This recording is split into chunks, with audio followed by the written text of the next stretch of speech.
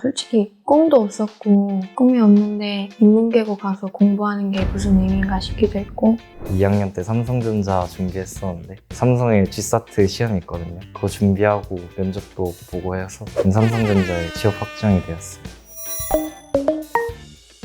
고용 한파가 본격화되면서 청년층 취업자가 2년 만에 최대폭으로 줄었다는 소식이 최근 전해졌습니다.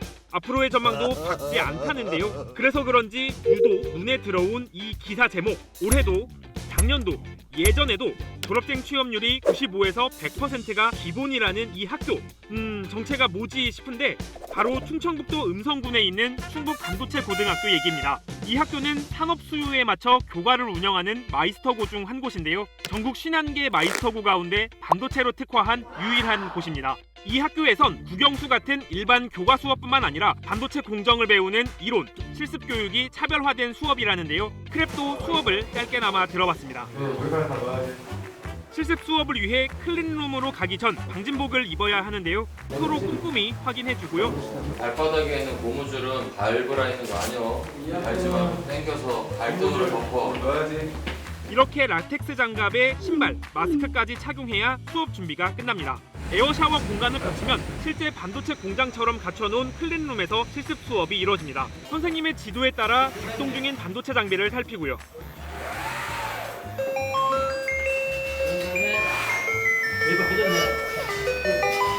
비교가 되죠, 그죠? 두께는 어떻고 얇지, 그지?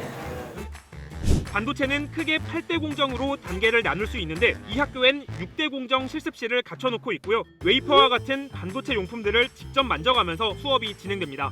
실습반은 소수 인원으로 구성해 참여를 이끌고요.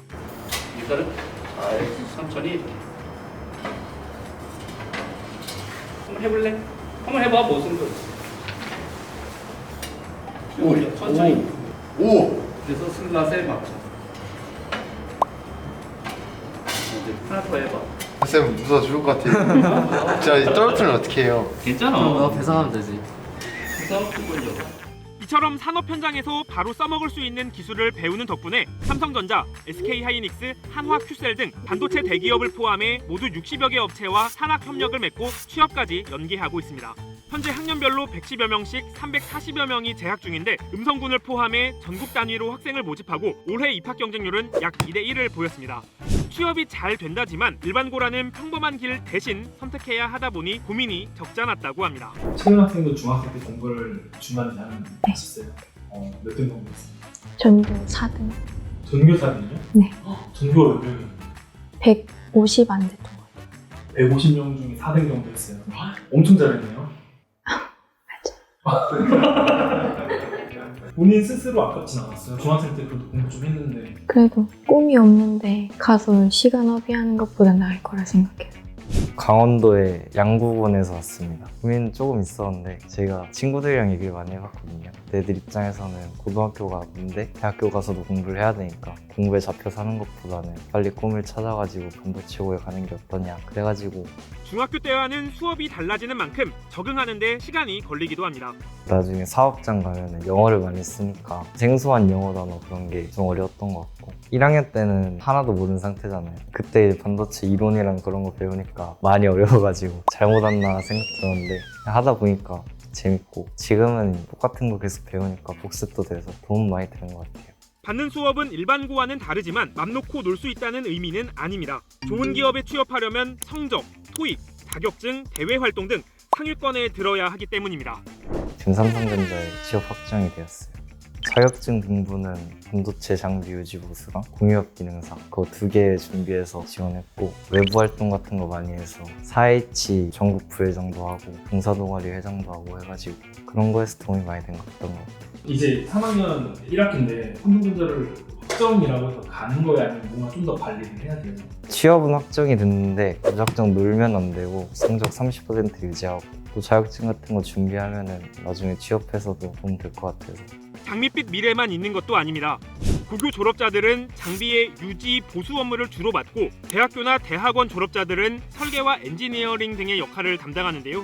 대학교 졸업이랑 고졸이랑 기준이 달라요. 그래서 그거 맞추려면 나중에 일하다가 여유 생기면 야간 대학이라도 가가지고 졸업장 따면 돈 많이 될 것 같아요.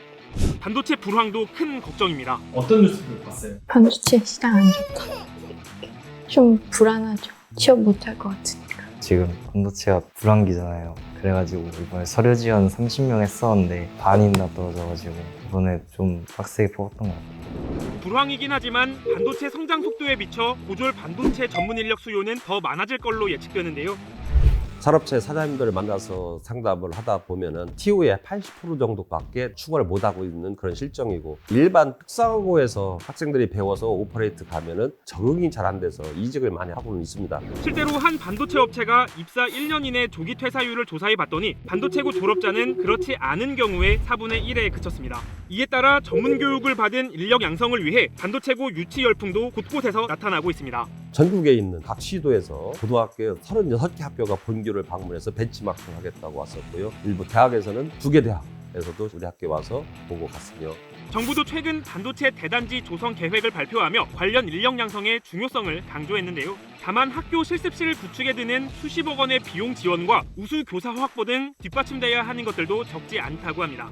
대학교 졸업장보다는 빠른 취업과 사회생활을 선택한 학생들, 미래 먹거리라는 반도체 업계에서 든든한 인재가 되기를 응원합니다.